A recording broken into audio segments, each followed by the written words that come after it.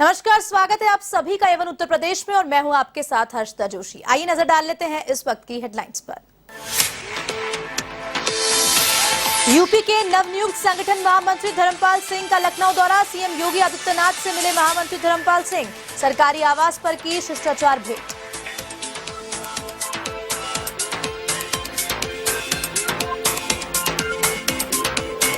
लखीमपुर खीरी में केंद्रीय गृह राज्य मंत्री अजय मिश्र टेनी के बिगड़े बोल। किसान नेता राकेश टिकैत को बताया 2 कौड़ी का आदमी। पत्रकारों के प्रति की अभद्र टिप्पणी, विवादित बयान का वीडियो हुआ वायरल।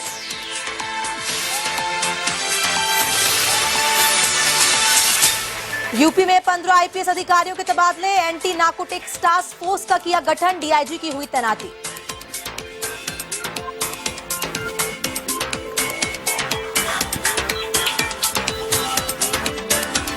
बदायूं की गनगोला पुलिया के पास दर्दनाक हादसा। पेड़ से टकराई तेज रफ्तार कार। हादसे में 3 लोगों की मौत, 4 लोग घायल।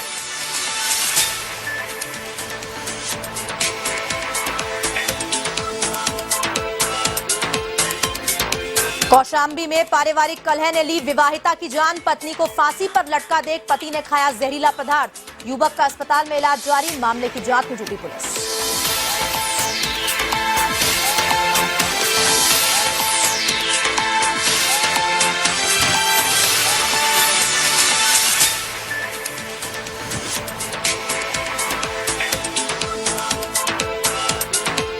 अब खबरें विस्तार से। भारतीय जनता पार्टी मिशन 2024 को लेकर बेहद ही गंभीर दिखाई दे रही है। देश को सर्वाधिक 80 सांसद देने वाले राज्यों में भारतीय जनता पार्टी अधिक से अधिक सीट लेने का प्रयास में लगी हुई है। इसी को लेकर यूपी के नवनियुक्त महामंत्री संगठन धर्मपाल सिंह ने लखनऊ में मुख्यमंत्री योगी आदित्यनाथ से उनके सरकारी आवास पर जाकर शिष्टाचार भेंट की। आपको बता दें कि लोकसभा चुनाव 2024 की तैयारियों के बीच उत्तर प्रदेश भाजपा के संगठन महामंत्री का दायित्व मिलने के बाद धर्मपाल सिंह पहली बार पार्टी मुख्यालय पहुंचे। बीजेपी ने हाल ही में संगठन में बड़े बदलाव करते हुए सुनील बंसल को प्रोन्नत कर राष्ट्रीय महासचिव बना दिया और झारखंड के प्रदेश महामंत्री संगठन धर्मपाल सिंह को बंसल के स्थान पर यूपी का जिम्मा सौंपा है। आपको बता दें कि 2024 के चुनाव को लेकर लखनऊ में आज भारतीय जनता पार्टी की बड़ी बैठक है। नवनियुक्त महामंत्री संगठन धर्मपाल सिंह लखनऊ में 4 क्षेत्र के पदाधिकारियों की बैठक की अध्यक्षता करेंगे। इस बैठक में इस संगठन को और मजबूत करने की रणनीति तैयार की जाएगी। इसमें मुख्यमंत्री योगी आदित्यनाथ, दोनों उप मुख्यमंत्री और राष्ट्रीय महासचिव सुनील बंसल की भी उपस्थिति रहने की संभावना है। इस खबर पर ज्यादा जानकारी के लिए हमारे साथ जुड़ चुके हैं फोन लाइन पे UP state head Amrish Singh ji. Amrish, बताएं, पहली बार सीएम योगी आदित्यनाथ से महामंत्री मिलने जा रहे हैं और मुख्यालय भी पहली बार पहुंच रहे हैं। इस बारे में और कुछ अपडेट दीजिए। बिल्कुल, देखिए हर्षिता, जिस तरीके से भारतीय जनता पार्टी इस वक्त अपने संगठन को लेकर मजबूत करेगी, क्योंकि 2024 का चुनाव है। 2024 से पहले बड़ी एक जो ताजा अपडेट ये है कि वो उत्तर प्रदेश अध्यक्ष के पद पर किसकी तैनाती हो, क्योंकि लगातार जिस तरीके से नाम चल रहे हैं उसमें कई नाम ऐसे दौर में थे जिन पर मोहर लगनी बाकी थी, लेकिन ऐन समय पर जिस तरीके से केशव प्रसाद मौर्य का नाम लिया, क्योंकि नवनियुक्त संगठन महामंत्री धर्मपाल सिंह की जब से तैनाती हुई है, क्योंकि धर्मपाल सिंह भी ओबीसी बिरादरी से आते हैं। अब ऐसे में कयास ये लगाए जा रहे हैं कि प्रदेश अध्यक्ष का जो पद है वो किसी या तो ओबीसी नेता के हाथ में जाता अब नहीं दिख रहा है, क्योंकि धर्मपाल सिंह आ गया। धर्मपाल सिंह जब से उन्होंने संगठन महामंत्री के पद पर अपनी मौजूदगी दर्ज कराई है, लगातार जिस तरीके से दौरे किए, और अभी कुछ समय पहले गाजियाबाद में भी उन्होंने अवध और काशी प्रांत के कार्यकर्ताओं के साथ, पदाधिकारियों के साथ बैठक की और अब मुख्यमंत्री योगी आदित्यनाथ के साथ बैठक करके, मुलाकात करके उन्होंने यह संदेश देने की संगठन और सरकार में कोशिश की है कि धर्मपाल सिंह भी उसी तरीके से अपनी मौजूदगी दर्ज कराएंगे जिस तरीके से लगातार पिछले जो भी संगठन मंत्री रहे हैं वो उन्होंने कराई है। और उसी का एक ताजा नतीजा सरकारी आवास पर जाकर उन्होंने मुख्यमंत्री योगी आदित्यनाथ से भेंट की है। जी अमरीश, तमाम जानकारी देने के लिए आपका धन्यवाद। ये हमारे साथ जुड़े हुए थे UP state head Amrish Singh, जिन्होंने पूरी जानकारी दी। इसी के साथ बढ़ते हैं अगली खबर की ओर। ज्ञानवापी मां श्रृंगार गौरी मामले की सुनवाई आज लगातार दूसरे दिन वाराणसी के जिला जज डॉक्टर अजय कृष्ण विश्वेश की कोर्ट में होगी। दरअसल सोमवार को अंजुमन इंतजामिया मजियात कमेटी की ओर से वादिनी महिलाओं की दलीलों पर जवाबी बहस की गई थी। एडवोकेट शमीम अहमद ने साक्ष्य और कागजात पेश कर कहा था कि ज्ञानवापी मस्जिद वक्फ की संपत्ति है, इसलिए ज्ञानवापी मस्जिद में से संबंधित मसले की सुनवाई का अधिकार सिविल कोर्ट को नहीं है बल्कि वक्फ कोर्ट बोर्ड को है। वहीं ज्ञानपाती श्रृंगार विवाद मामले में मुस्लिम पक्ष के अधिवक्ता योगेंद्र प्रसाद सिंह उर्फ मधु बाबू ने अपना नाम भी वापस ले लिया है। इस खबर पर ज्यादा जानकारी के लिए हमारे साथ फोन लाइन पे जुड़ चुके हैं एवं संवाददाता दुर्गेश। जी दुर्गेश, बताएं क्या कुछ अपडेट है अब ज्ञानवापी श्रृंगार गौरी मामले को लेकर? जी बिल्कुल हर्षिता, मैं आपको बताना चाहूंगा कि अभी से कुछ ही यानी कि 2 बजे कुछ ही समय बाद डॉक्टर जो अजय कुमार विशेष हैं उनकी अदालत में जो ज्ञानवापी मस्जिद का मामला अभी रखा जाएगा, क्योंकि मैं आपको बताना चाहूंगा कि ये सुनने योग्य है या नहीं है उसको लेकर यह आज तक रखा जाएगा। क्योंकि जो हिंदू पक्ष ने ये कहा था कि मुस्लिम पक्ष ने कहा था कि वो किस संपत्ति है इसे कोर्ट यानी कि मुस्लिम पक्ष को ही कर देना चाहिए। तो ऐसे में मैं आपको बताना चाहूंगा कि आज जो मुस्लिम पक्ष के अधिवक्ता हैं उन्होंने अपना वकालतनामा वापस ले लिया है, क्योंकि उनका स्वास्थ्य खराब होने की वजह से और जो कुछ जो पारिवारिक विवाद की वजह से उन्होंने अपना नाम वापस ले लिया है। अब 2 बजे से सुनवाई होगी, देखना है कि क्या होता है। अब तो सुनवाई के बाद ही पता चलेगा। जी हर्षिता। दुर्गेश, जो पहले सुनवाई हुई थी और अब जो 2 बजे आज सुनवाई होने वाली है, आज क्या क्या दलीलें पेश हो सकती हैं, इस बारे में कुछ जानकारी दीजिए।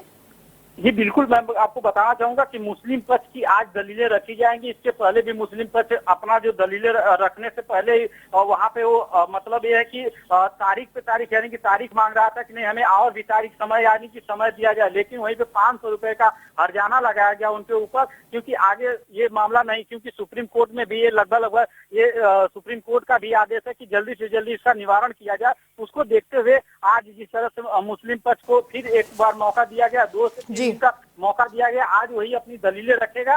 अब देखना है कि क्या कोर्ट का फैसला आता है, वो तो मुस्लिम पक्ष का जो दलील रखेंगे उसके हिसाब से देखना पड़ेगा। जी दुर्गेश, तमाम जानकारी साझा करने के लिए आपका बहुत बहुत धन्यवाद। बढ़ते हैं अगली खबर की ओर। केंद्रीय रेल मंत्री अश्विनी वैष्णव बिजनौर दौरे पर हैं, जहां बिजनौर पहुंचने पर रेल मंत्री का भाजपा कार्यकर्ताओं ने जोरदार स्वागत किया।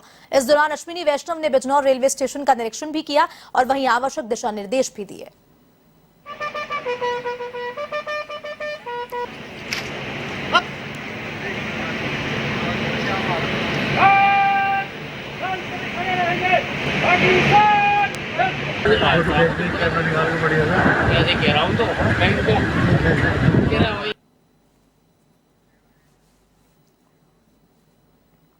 यूपी के लखीमपुर खीरी में संयुक्त किसान मोर्चा के धरने के बाद अब केंद्रीय गृह राज्य मंत्री अजय मिश्रा टेनी ने राकेश टिकैत पर विवादित बयान दिया है। टेनी ने राकेश टिकैत को 2 कौड़ी का आदमी बताया है। अपने समर्थकों के सामने केंद्रीय मंत्री टेनी ने कहा कि चाहे जितने राकेश टिकैत यहां पर आ जाएं, राकेश टिकैत को बहुत अच्छी तरह से जानता हूं, वो 2 कौड़ी का आदमी है। राकेश टिकैत की इसी से राजनीति चलती है, इसी से उनकी रोजी रोटी चलती है, तो वे चलाएं, समय पर उसका जवाब जरूर दिया जाएगा। वहीं केंद्रीय गृह मंत्री अजय मिश्र टेनी ने मीडिया कर्मियों के खिलाफ भी अभद्र टिप्पणी की।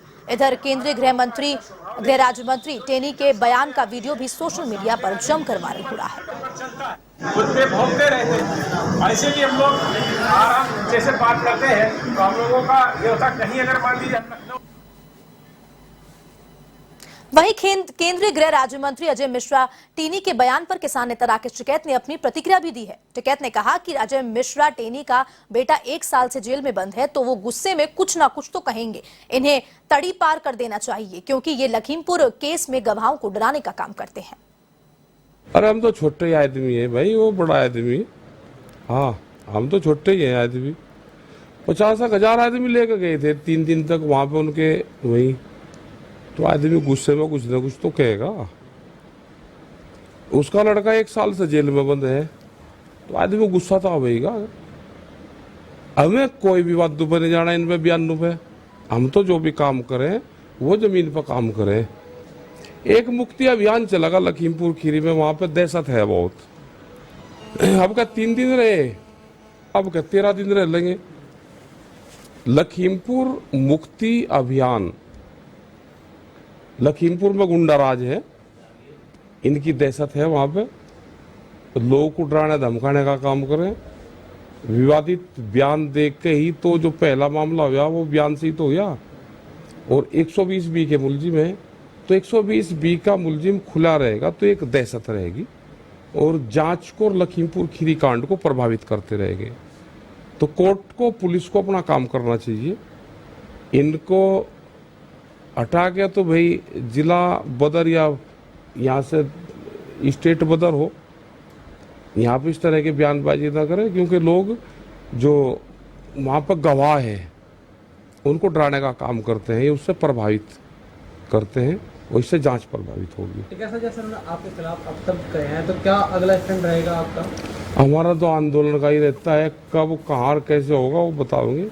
लखीमपुर खीरी घटना को अगर पूरे देश में कहीं पे भी आंदोलन होगा तो वो प्रमुखता से एक डिमांड में लिखा गया हो, और आदमी को गुस्सा आता भी है भाई, तो नेचुरल प्रक्रिया है। अच्छा ठीक है सर, राहुल गांधी जी भारतीय यात्रा निकाल रहे हैं, उसमें योगेंद्र यादव शामिल हो रहे हैं, जिसमें जो किसान नेता है तो वो एज राजनीतिक पार्टी में शामिल नहीं हो रहे, उसमें क्या कहना चाहेंगे आप? नहीं, हमारा अभी योगेंद्र से बात नहीं हुई, उनका व्यक्तिगत वो हो सकता है। यूपी सरकार ने 15 आईपीएस अफसरों से ट्रांसफर किए हैं। लखनऊ, कानपुर, नोएडा के पुलिस कमिश्नर में डीसीपी और एडीसीपी के कार्यक्षेत्र में बदलाव किया गया है। आपको बता दें, इसके अलावा अलीगढ़ यूनिवर्सिटी में तैनात रहे आईपीएस अब्दुल हमीद को DIG anti narcotics task force Lucknow की शाखा में तैनात किया गया है। आपको बता दें कि इस फोर्स का गठन पहली बार किया गया है। वहीं 11वीं वाहिनी पीएससी सीतापुर में तैनात सेनानायक अखिलेश कुमार चौरसिया को स्थापना में पुलिस अधीक्षक के पद पर तैनाती दी गई है। 2016 बैच के आईपीएस और अभी तक बरेली में अपर पुलिस अधीक्षक नगर के पद पर तैनात रविंद्र कुमार को पुलिस कमिश्नरेट कानपुर में डीसीपी के पद पर तैनाती दी गई है। इसके अतिरिक्त 12 प्रशिक्षु आईपीएस अधिकारियों के भी तबादले किए गए हैं। इन्हें बतौर अपर पुलिस अधीक्षक और अपर पुलिस उपायुक्त के पद पर तैनाती दी गई है। अभी तक ये सीओ व एएसपी के पदों पर तैनात थे। इस खबर पर ज्यादा जानकारी के लिए हमारे साथ जुड़ चुके हैं फोन लाइन पे UP state head Amrish Singh ji. Amrish, बताएं, ये तबादले किए गए हैं, किन किन का इसमें नाम शामिल है? हर्षदा, देखिए, लगातार जिस तरीके से उत्तर प्रदेश में योगी सरकार जब से बनी तब से आईपीएस और आईएएस अधिकारियों के लगातार तबादले हुए हैं। उसी क्रम में आईपीएस अधिकारियों के तबादले कल देर रात कर दिए गए, जिसमें प्रमुख नाम अनिल कुमार यादव का है, जो इससे पहले पुलिस उप आयुक्त कमिश्नरेट लखनऊ से इनका तबादला गौतम बुद्ध नगर बनाया गया। इसके अलावा बड़ा नाम है संतोष कुमार मिश्रा, जिनको प्रयागराज का नया एसपी सिटी बनाया गया है। साथ ही साथ मुरादाबाद के एक सीओ थे आशुतोष तिवारी, जिनको मंडला अधिकारी बनाकर सोनभद्र भेजा गया। कुछ बड़े नाम और भी हैं, जैसा आपने लिया अब्दुल हमीद और अखिलेश कुमार चौरसिया, इन दोनों को ही एंटी नार्कोटिक्स टास्क लखनऊ और दूसरे को पुलिस अधीक्षक स्थापना मुख्यालय भेजा गया है। साथ ही सुश्री अंकिता शर्मा सहायक पुलिस आयुक्त थी गौतम बुद्ध नगर में, इनका भी नाम जोर शोर से चल रहा था और अब इनको अपर पुलिस आयुक्त कमिश्नरेट कानपुर नगर बनाया गया। बड़ी जिम्मेदारी दी गई है इन 15 आईपीएस, क्योंकि कल देर शाम योगी आदित्यनाथ ने उन अधिकारियों की लिस्ट मांगी थी जो बहुत तेज तर्रार है। साथ ही साथ उन अधिकारियों की भी लिस्ट मांगी गई थी जो अपने काम में कमजोरी दिखा रहे और लगातार किसी न किसी कारणवश उनका नाम उजागर हो रहा है। ऐसे अधिकारियों की लिस्ट उन्होंने मांगी थी। साथ ही साथ उन्होंने अवनीश अवस्थी के लिए उन्होंने लिस्ट तैयार करने के लिए कहा था, जिसमें उन्होंने ये कहा था कि ऐसे आईएएस अधिकारियों की लिस्ट तैयार की जाए जो अपने जिले में तेज तर्रार तरीके से काम तो कर ही रहे हैं। साथ ही साथ उन अधिकारियों की भी लिस्ट मांगी गई है जिनकी आए दिन शिकायतें आती रहती है, क्योंकि योगी आदित्यनाथ ने जिस तरीके से बूथ लेवल पर, सेक्टर लेवल पर, साथ ही साथ तहसील लेवल पर अधिकारियों को नियुक्ति दी गई है, तैनाती दी गई है, वो चाहे एसडीएम हो, चाहे अपर जिलाधिकारी हो, एसपी हो, एसपी हो, सभी के कामकाज का एक ब्यौरा उन्होंने डीजीपी से और अवनीश अवस्थी से, दोनों ही अधिकारियों से मांगा है और ऐसे अधिकारियों पर अब लगाम लगाने की जो है वो तैयारी की गई है। और इसी का एक बड़ा नतीजा रहा कि देर रात कल 15 आईपीएस अधिकारियों की लिस्ट जारी कर दी गई है। जल्द ही आईएएस अधिकारियों को भी नई तैनाती दी जा सकती है। हर्षदा जी अमरीश, तमाम जानकारी साझा करने के लिए आपका बहुत बहुत धन्यवाद। हमारे साथ जुड़े हुए थे UP state head Amrish Singh. जिनके बदायूं जिले में बड़ा सड़क हादसा हुआ है। हादसे में 3 लोगों की मौत हो गई। हादसे का शिकार हुए लोग खाटू श्याम मंदिर के दर्शन कर वापस लौट रहे थे। जानकारी के अनुसार दातागंज कोतवाली इलाके में गनगोला पुलिया के पास एक बार अनियंत्रित होकर पेड़ से टकरा गई, जिसमें मां बेटे समेत 3 लोगों की मौत हो गई। इस हादसे में 4 लोग घायल हुए हैं। बताया जा रहा है कि सभी एक ही परिवार के लोग हैं। ये दातागंज कोतवाली क्षेत्र के गांव आजमपुर के रहने वाले थे। फिलहाल घायलों का अस्पताल में इलाज जारी है।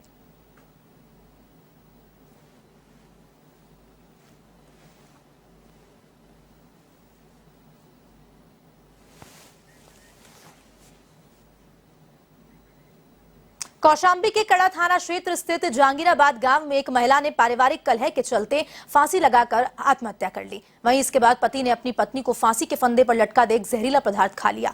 घटना की सूचना पाकर मौके पर पहुंची पुलिस ने महिला के शव को अस्पताल की मोर्चरी में रखवाया और वहीं युवक को इलाज के लिए अस्पताल में भर्ती कराया, जहां उसका इलाज जारी है और फिलहाल पुलिस पूरे मामले की जाँच कर रही है।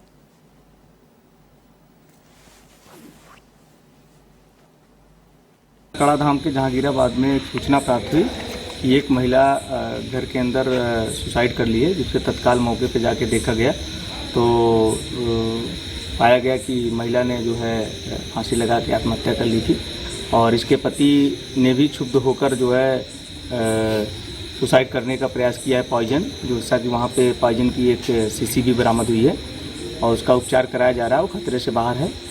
उत्तर प्रदेश के सरकारी विद्यालयों में अव्यवस्था किस कदर हावी है, इसका नजारा जालौन की स्कूलों में देखने को मिला। आपको बता दें कि अव्यवस्थाओं के इस दौर में साथ मिड डे मील में भी छात्रों के साथ दुर्व्यवहार किया जा रहा है। इसी को लेकर छात्रों ने स्कूल के प्रधानाध्यापक के खिलाफ शिकायत पत्र देते हुए जिलाधिकारी से गुहार लगाई है। छात्रों का कहना है कि उन्हें मिड डे मील का आधा खाना ही दिया जा रहा है और ओटे में कीड़े पड़ गए हैं, माफ कीजिएगा आटे में कीड़े पड़ गए हैं। पूरा मामला डकोर विकासखंड के मौखरी जूनियर स्कूल का बताया जा रहा है। वहीं सिटी मजिस्ट्रेट वीरेंद्र कुमार मौर्य ने बताया कि मौखरी के प्रधान जूनियर हाई स्कूल के कुछ बच्चों को लेकर आए थे।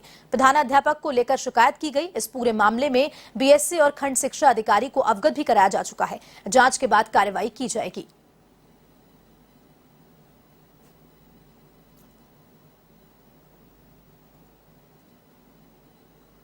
मैम खाना नहीं देती ढंग से, वो कहती है कि यहाँ पे खाना नहीं मिलता, भर पेट अपने घर से लाओ और खाओ।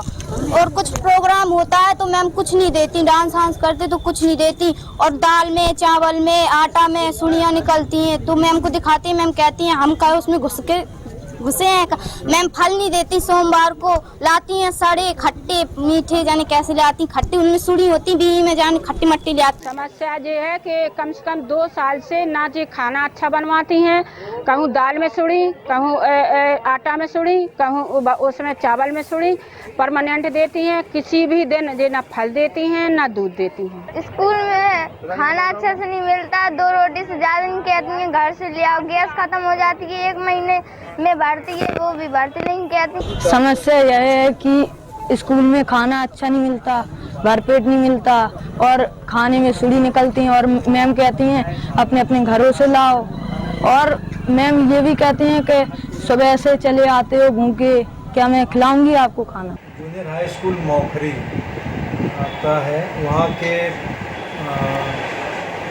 प्रधान गीता देवी कुछ बच्चों को लेकर आई थी। उनका कहना था कि स्कूल का जो मिड डे मील भोजन मिलता है उसमें चावल और आटे की गुणवत्ता सही नहीं है और उनको आधा पेट खाना खिलाया जाता है। और उन्होंने खास तौर से प्रधानाध्यापक से शिकायत की है बच्चों ने और कहा कि बाकी शेष अध्यापकों की उन्होंने प्रशंसा की थी। अच्छे अब खबर यूपी के कासगंज से है, जहां पिछले कुछ दिनों से पहाड़ों पर हो रही भीषण बारिश के चलते नदियां उफान पर है। बता दें कि कासगंज को पावन करने वाली पतित पावनी गंगा नदी भी अपना रौद्र रूप धारण कर चुकी है। इसी को लेकर गंजू ढूंढवारा ब्लॉक के बरौना समेत तटवर्ती गांवों में गंगा ने विकराल रूप ले लिया है। वहीं जल प्रलय की आहट से ग्रामीणों में दहशत व्याप्त है। हालांकि जिला प्रशासन ने खतरे को भांपते हुए सिंचाई विभाग की ओर से स्थापित बाढ़ चौकियों में सतर्कता बढ़ा दी है। वहीं प्रशासनिक अधिकारी तटवर्ती गांवों पर निगरानी भी बनाए हुए हैं।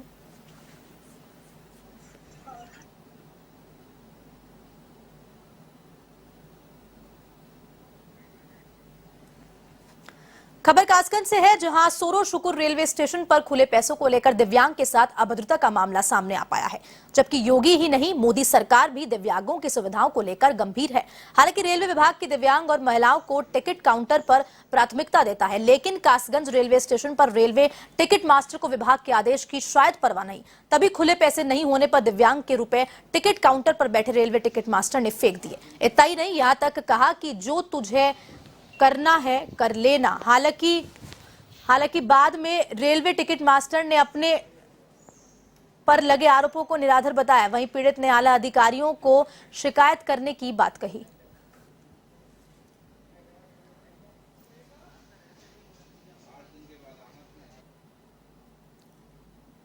ऐसा था, मैं जब टिकट यहाँ लेने आया तो भीड़ लगी हुई थी, तो मैंने कहा मेरे लिए टिकट दे दो, तो ये बोले 55 रुपये, 50 रुपये दिए मैंने, तो बोले 55 की है, तो मैंने ये 55 ले लो, 55 रुपये फेंक दिए इन्होंने। कहा कि मैं टिकट नहीं दूंगा, तुझे जिसको बुलाना है वो कर ले, और वीडियो बनानी हो जो करना है जो वो काम कर ले तू, मैं तुझे टिकट नहीं दूंगा। और 10 बजे की ट्रेन से जा रहा था, ट्रेन निकल गई, उसके बाद में इन्होंने कहाँ जा रहे थे आप? मैं राय जा रहा था, मथुरा। हाँ मथुरा जा रहा था। हाँ मैंने फेसबुक लाइव बनाई है, ये आप देख भी सकते हैं। और इन्होंने टिकट दी नहीं, और जो देखो इसमें पैसे फेंकते हुए भी आए हुए हैं, देखो ये इस तरीके से देखो अभद्र भाषा बोल रहे हैं और पैसे फेंक रहे हैं ये मेरे बार बार। फिलहाल के इस बुलेटिन में इतना ही। आप देश और दुनिया की तमाम खबरों के लिए देखते रहिए A1 TV। नमस्कार।